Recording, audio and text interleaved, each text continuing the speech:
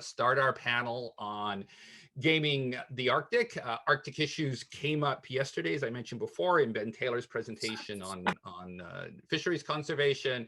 We'll be looking at them again with two really excellent speakers, Stephen Aguilar-Millan of the European Future Observatory and Veron Alma of FFI. We'll do it in the order that you see there on the screen. So we'll start with Stephen. I'll be posting the bios into the chat once they've started.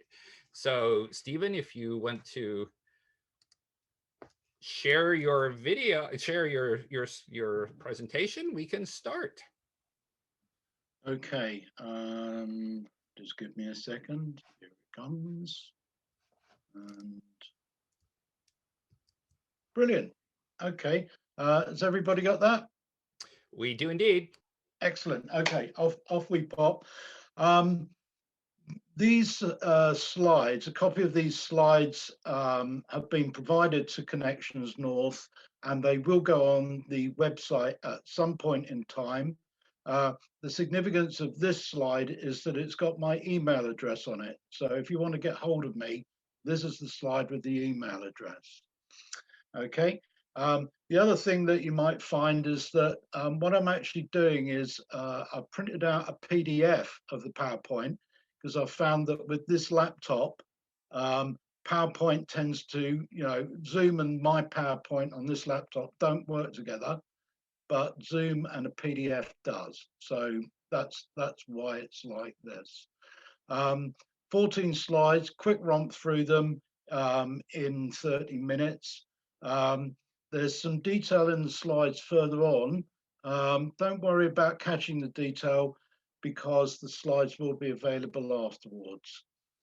Okay, we always start with a structure for the session. The first point is, who are you and why should I listen to you? These are two very good questions that are very rarely answered at conferences. So my name is Stephen Aguilar-Millan. I'm the Director of Research of the European Futures Observatory.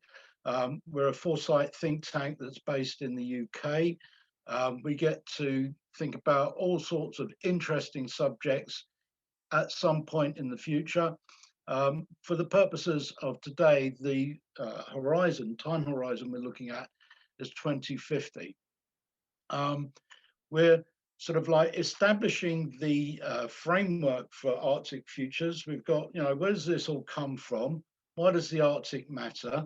What are we concerned about? What do Arctic futures look like? That's where it starts to get really interesting. Then how do we game this framework of Arctic futures? What are the axes of uncertainty? How does this translate into a game? And then we'll give an example of a game that we've undertaken. Okay, and I see that we've got at least one of my fellow players on this call, so that's great. So where does this all come from? Well, it comes from three sources. Okay, there are three pieces of work that were feeding into this. The first is part of Connections US in 2019. We undertook a thought piece on how to use futures techniques in wargaming the far future. And the far future was defined at that point as 2050. As a futurist, I'm quite comfortable, saying, well, let's wargame 2100 or the year 3000. But for this specific objective, the time horizon was 2050. Then, as part of Connections UK in 2019, and I saw that Graham's on this call as well, we undertook a little bit of thinking about identifying key strategic concerns in the European battle space to the year 2050. And that was a great day out, because, it just gave everybody blank maps, loads of crayons, and said, draw a war games map for 2050 in Europe. Fun day out. There's actually quite a serious piece of brainstorming.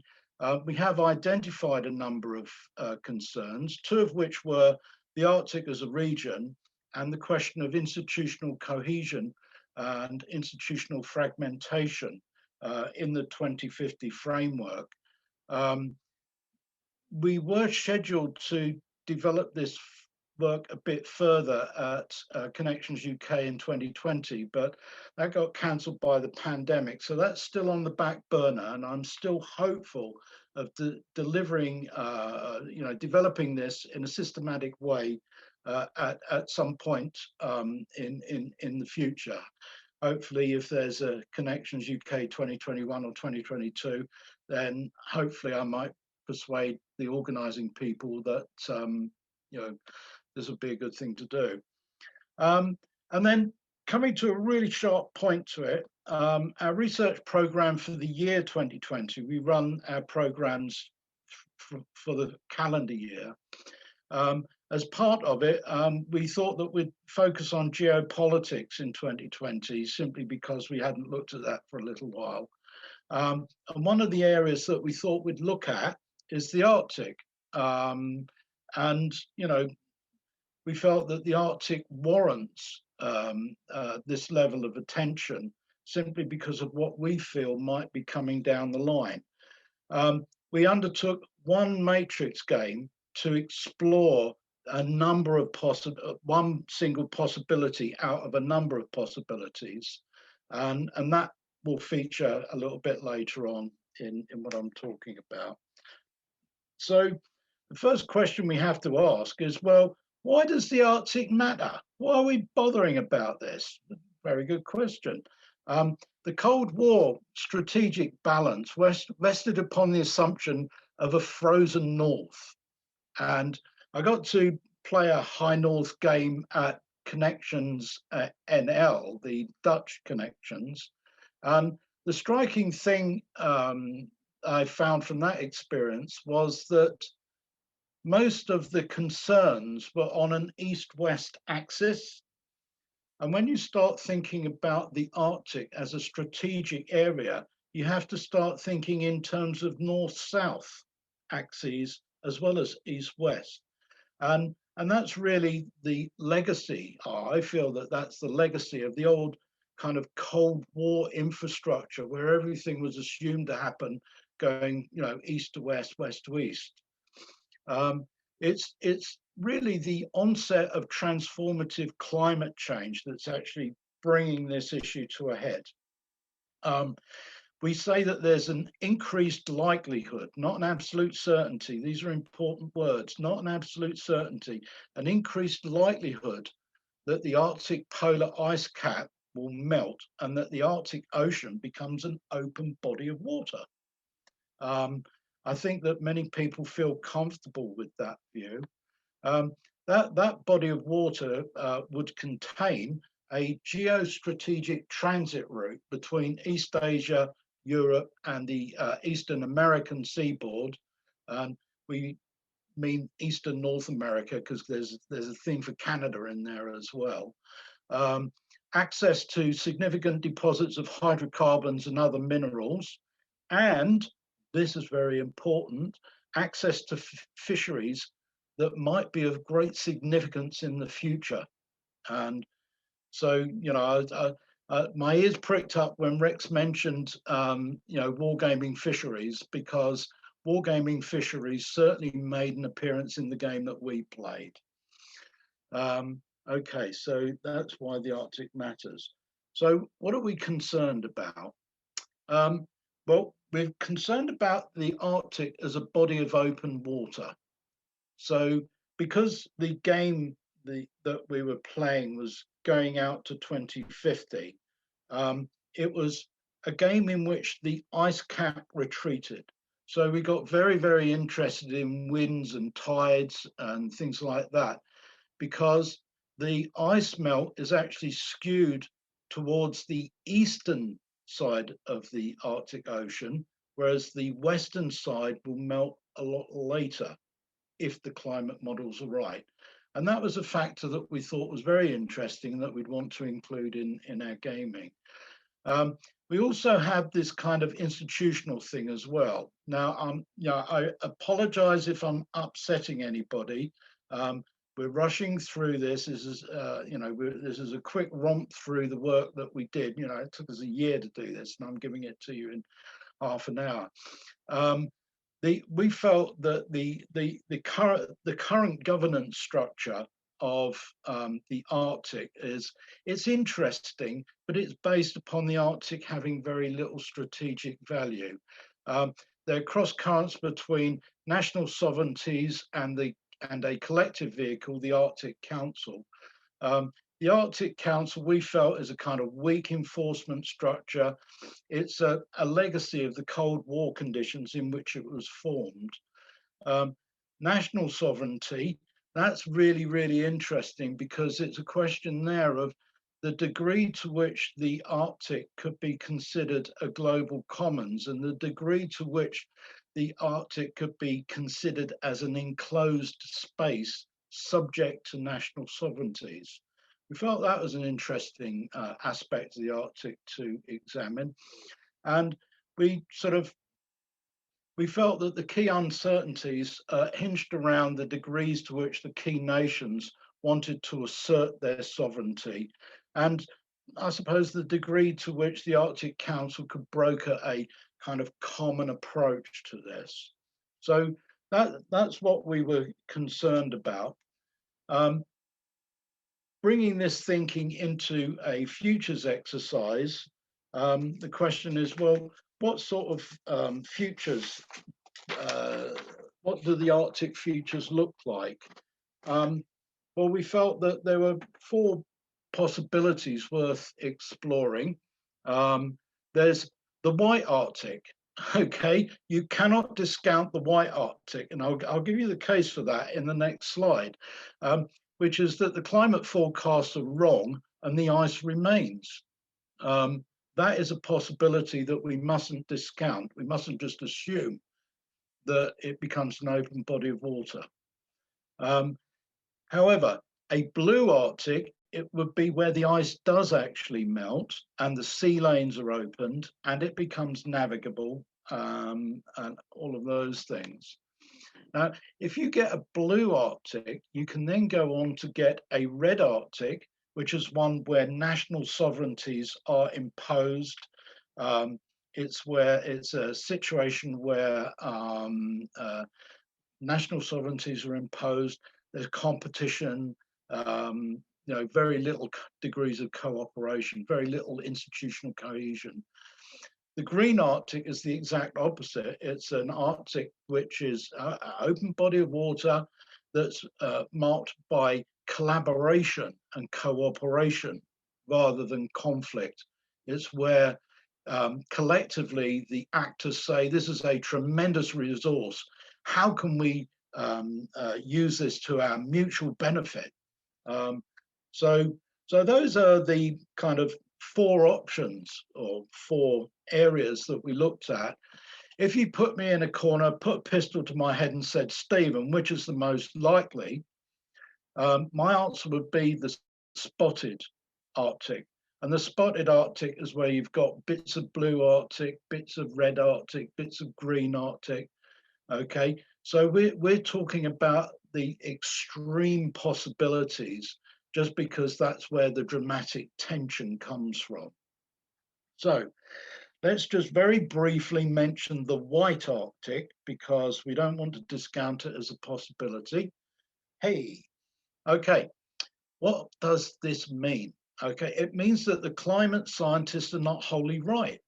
The Arctic ice cap doesn't melt to render the entire Arctic Ocean navigable, or the Arctic fails to provide a navigable route from East Asia to Europe and the North American seaboard. We came across a really interesting piece of evidence, which is this map here. I hope you can see the little arrow of the cursor. This is the winter of 2019 to 2020. It's December 19 to February 2020.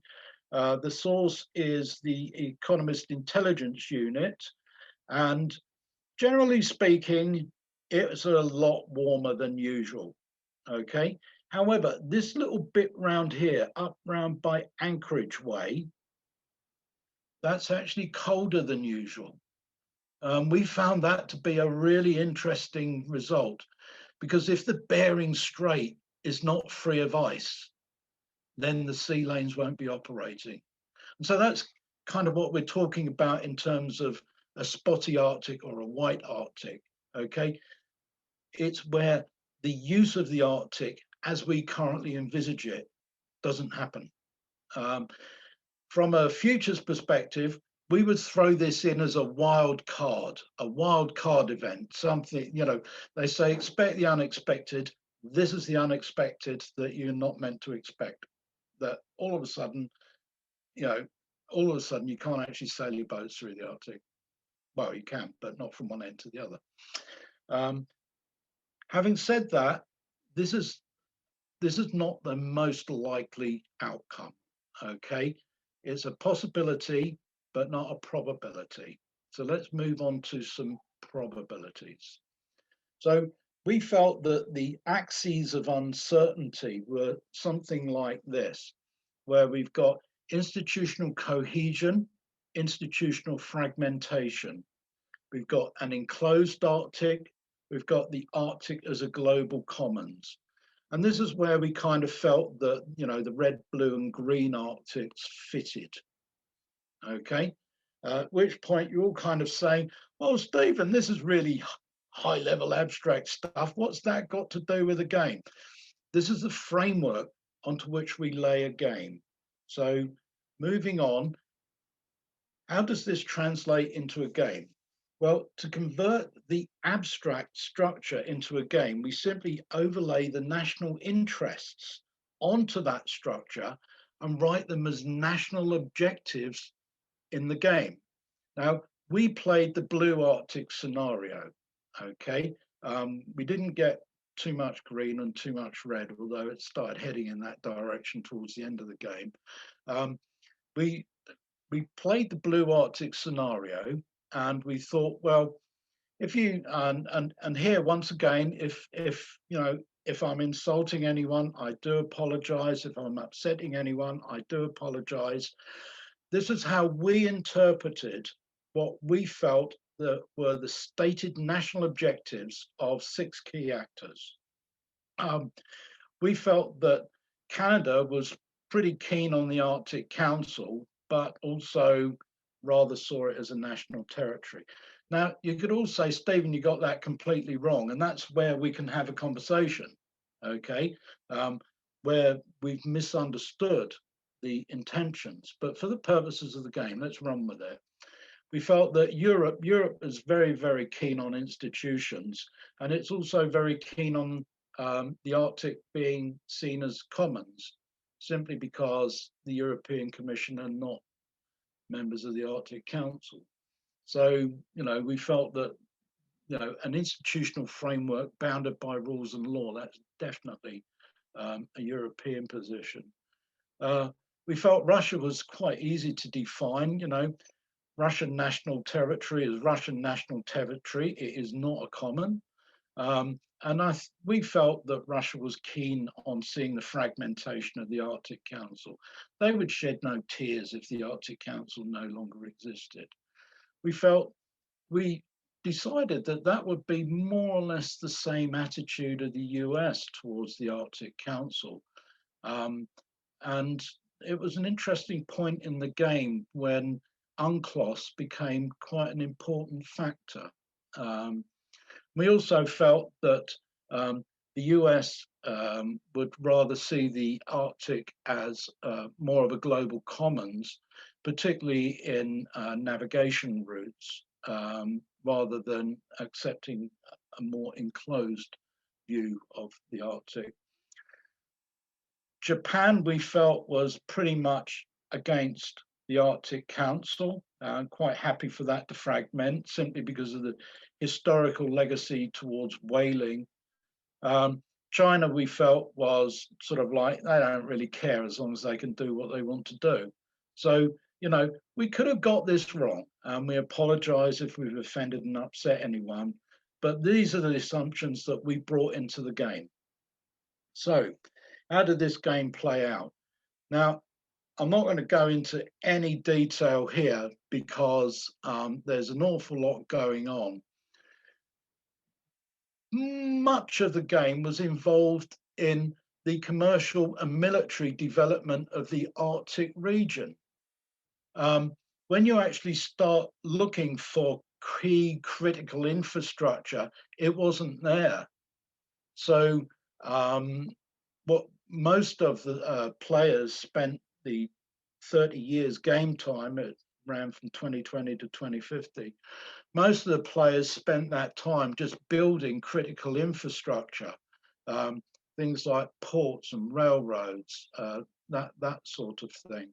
So, you know, we've got ports, transit routes, and an electronic infrastructure. Um, got quite interesting. Satellites got quite interesting. Um, the umpires, there are a team of umpires in this game as well. We laid down a worsening climate, a water crisis, and the question of climate refugees. Um, that was very significant for the US player because in the way we structured the game, the Arctic was one of many problems that the US decision makers, the US government faced. And the Arctic was nowhere near the top of the agenda. So, for example, we had the Midwest being almost completely devoid of potable water. We had virtually the entire population of Latin and Central America going through Mexico into the United States in response to a worsening climate. So we really wanted to overload the American player, the US player. We wanted to overload them with crises elsewhere in order to simulate the fact that although they're playing an Arctic game, the Arctic would be very low in the agenda. We didn't play any wild cards in the end. Had we played any wild cards, we would have played the bearing plug just to, you know, make it interesting. But the game was interesting enough without the umpires adding to it. So what are the key takeaways? Once again, huge amount of detail here. People, don't try and read this now. Read it on the slides on the website. Okay. The long story short, the Arctic becomes a Russian and Chinese pond. The Chinese are definitely the senior partners. The Russians are the junior partners. The US eventually comes to it, but fairly late in the game. The Canadians find out that they can't always do it all on their own. The Japanese, you know, quite happily enjoy the infrastructure laid down by everybody else. And Europe just does not get any form of cohesion at all. So that's sort of, you know, roughly how the game played out with the players who were playing it. And you know, given the way the game unfolded. Had we wanted to play a green Arctic scenario, then the national objectives would look a little bit more like this, which is where there's a greater degree of institutional cohesion. There's a greater acceptance of the Arctic as more of a commons rather than the enclosure of the Arctic. And we would structure the national objectives around that to see if we could, we would design a cooperative game and we would see what the outcomes look like. We haven't played this one. For those of you who come along to COW, I have said that for the next COW I can get to, I'll bring either the green or the red Arctic scenario and we can have a play at that. And talking of the red Arctic scenario, needless to say, on the axis of uncertainty, this is at the other end, which is where we have more nations wanting to map out their state, map out their claim, plant their flags on the North Pole, as it were. So there's much less or much more institutional fragmentation. The Arctic is treated much more as an enclosure, you know, you can quite literally fence it off and say, this is mine, you can't play with it. Okay. And finally, this is the last slide. So finally, I think that we should just give a shout out to the people who played the game. These are the actors. Well, the actors and the umpires. We played over 8 weeks. It was a fairly intense game. It involved not a huge amount of time, but yeah, a fair amount of time played over 8 weeks. So it was a significant effort went into playing it on the part of everybody on this list. One of the things that the observatory does is that most of our work is destined for the public domain. We do very little private work through the observatory.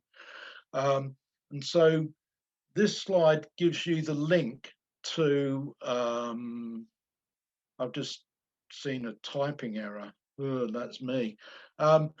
This gives you a link to our blog, and we've got fairly detailed sort of reporting on each move, the introduction, what we were trying to do, each move and the outcome, lessons learned, things like that.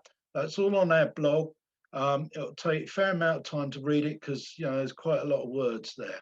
So so with that, that's my presentation. I believe the structure is that we talk for about half an hour, but and then my colleague will come next, and then after that we go on to Q&A. That's right. We're storing up the questions. I'll ask the questions, or people can put their hand up when we get to the Q&A. So thank you very much, Stephen. Yeah, I'll stop sharing. Okay, you can, if you want, also paste perhaps that URL into the chat, and then people can look at the blog directly. Oh, right. Yeah. Okay. And Varen, tell us about Arctic gaming. Yeah. Okay. Thank you. So I'm gonna try to share my presentation. Are you seeing it? We certainly are, and I'll be posting your bio to the chat in a minute.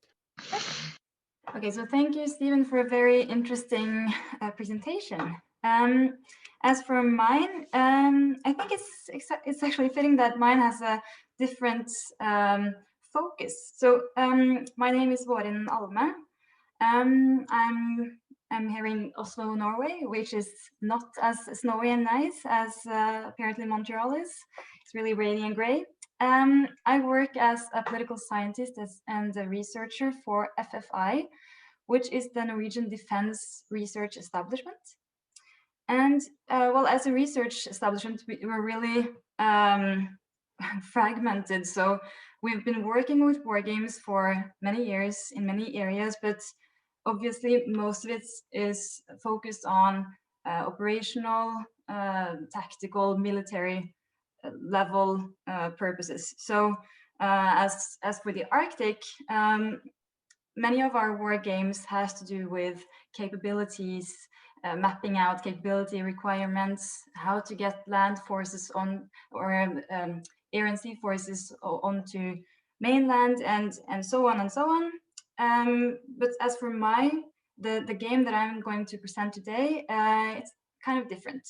So what I often do is create educational games for students and different kinds of subjects. And it just happened so that I created an educational game taking place in the Arctic, which was first conducted last year and is to be conducted again this spring. So I'm just going to jump into the war game, and seeing as I'm going to do this war game again this April, I'm really interested if you have any suggestions on how to better the game. So don't hesitate. Okay, so the war game I'm going to present is set obviously in the Arctic. It's intended for, if not Norwegian students, then at least students studying in Norway. So we have a Norwegian viewpoint. And the game centers around Svalbard, the island group which you see up to the north, located between Norwegian mainland and the North Pole, which has, ever since the Svalbard Treaty of 1920, had Norwegian administration and jurisdiction. The game is set in the summer of 2020, so I'll have to update the setting for the game this year. And the game centers around a multilateral negotiation. So these are students, I'm going to get to this, these are students in political science and social studies, and they had no prior familiarity with the Arctic region, political science for that matter, security politics, wargaming, and so on. So this had to be a game that balanced the academic level of the students at the same time that it was playable and actually could teach them something. So I chose, as you will see, to enter into the game a lot of recognizable events, even real heads of states, real political figures, real news stories, but also making sure to tell the students that these are obviously fictional events. They're made for gaming out a fictional scenario in order to make the students gain insight into theoretical, abstract academic learning. So the background here was an assignment from an Oslo-based university college called MF School of Theology, Religion and Society. So the professor of the class, International Politics, he wanted to introduce the students for negotiations in international politics in a fun way that was also sort of team building and, well, just a creative experience for the students. He also wanted the game to touch on the central parts of an introductory course to political science. So he wanted the game to touch upon central themes of international politics, international security politics, Norwegian defense policy, and central cores of the different classical and neo variants of theories of international politics. So therefore, I chose the Arctic as a setting, the Svalbard Islands as a setting, and the coming scenario as a case of these different political scientific areas. So the war game describes a multilateral negotiations over a looming crisis, security crisis in the Arctic, specifically regarding Svalbard. And as I mentioned, this was an introductory course where the students had very little prior knowledge of all of these areas. So that was kind of a challenge, just to make sure the game actually taught them something, but at the same time was fun for them and was playable. So I settled when it came to the format. This was an educational game, which, as you see in the table there, it's kind of an unstructured problem, and it's supposed to convey knowledge, but at the same time there's not supposed to be correct answers to how to play out the game. The students are supposed to be free in playing out the roles. So I settled on a design which kind of combined a seminar discussion game with a matrix game.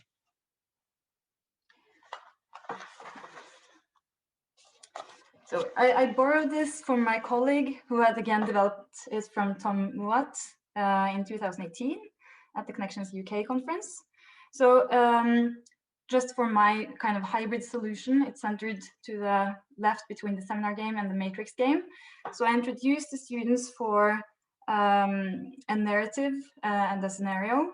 So it was supposed to be a narrative-driven game, and the students were supposed to take on roles and make decisions, but it was still, we didn't do, there was no umpire.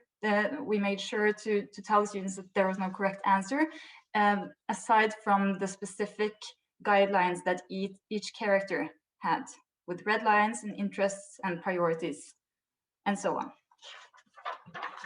Okay, so just jumping on to how it went. We played this game at MF School of Theology last year, and we had 7 players. So we played out a game, a multilateral negotiation between Norway, the US, the UK, Russia, China, and NATO, and with the UN as a mediator.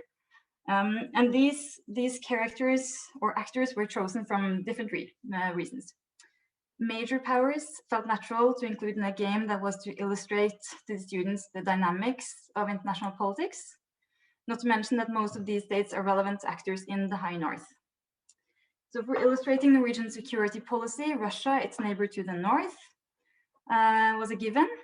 And for the same reasons, to get the students to understand the difference between nation states and institutions in both international politics, but also specifically international negotiations. I introduced NATO as a separate player taking part in the negotiation. And after running a test on the war game, I decided to combine, and this might be a bit controversial, but I decided to combine the role of the UN mediator with the role of moderator. And as you see at the head of the table, that is the UN player who is also the lecturer. And the reason for this combo role was that during the test run, the mediator, the UN mediator, did such a good job. So she basically quelled the whole game, sabotaging any chance of getting the players to really get at the conflicts and illustrate how an international negotiation might be complex and difficult to sort out. So I needed, at the same time as I needed the students to understand that the UN would have a role here, and that there would be a place for the UN, obviously, I needed someone who knew the students' academic level, someone who could challenge them to be creative and really highlight the central parts of the exercise, and just work as a moderator while not interrupting and disrupting sort of the natural flow of the game. So I'm going to get back to how that actually worked out. Okay, so we're going to get to the scenario, but beforehand, these 7 players were each given their own unique set of interests and priorities and red lines. And in order to actually give the students a chance to reach a peaceful and negotiated solution, I made sure in the game that there was theoretically a bargaining space. Part of their the players' guidelines was that obviously they had to make decisions. They were not free to withdraw from the negotiation. They had to stick it out. They were handpicked by the lecturer in order to make sure we had students who were well, academically fit for the task, but also really wanted to play the game and were comfortable in front of a crowd, as I'm gonna get to. We had a format with an audience, and they were told that they could do whatever they wanted with their guidelines. They could share their red lines and priorities with the other players. Some of the other players, they could lie about their guidelines and priorities, or they could just play with open cards. For each player was told they were to prepare, obviously, but also prepare a 2-minute opening statement, presenting themselves to the other players, and starting the game that way.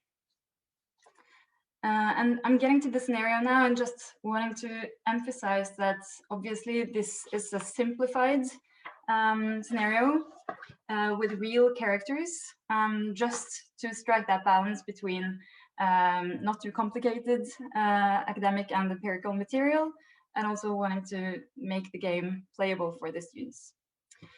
Okay, so as I said, this was set in July 2020. And we begin with the primary election that was at that time taking place in the US. And we played this in March. So this was just like looking a few months ahead into the future. Turned out actually to be not that off. Okay, so at this time, the scenario goes: the international news landscape is heavily dominated by the presidential election in the US, where Donald Trump will probably be elected candidate for his party, and Joe Biden is doing good. He's doing the best in his party's primary. We also added to add a bit of levity and humor for the students, a fictional tweet from Donald Trump, which was created to be kind of realistic as to how he would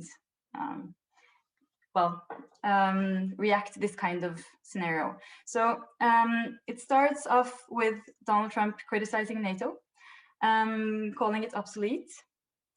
And he's particularly frustrated over the events in the Mideast, where he feels that NATO is not coming to the aid of the US regarding Iran.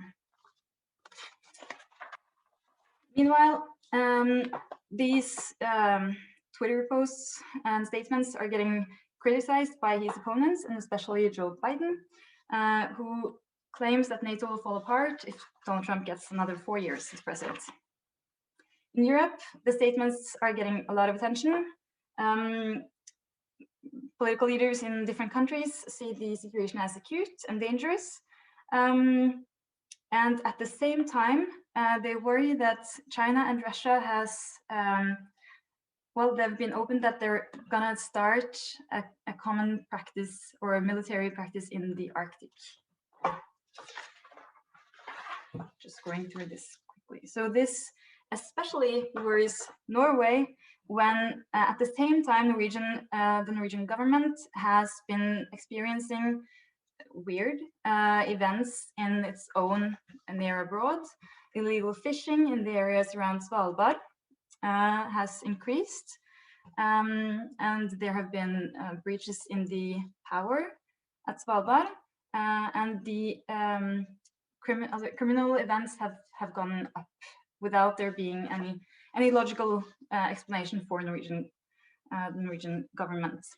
And in this political climate, the Russian foreign minister makes statements to the international press that it's high time to take or to challenge Norwegian Svalbard policy and Norwegian jurisdiction and administration of Svalbard.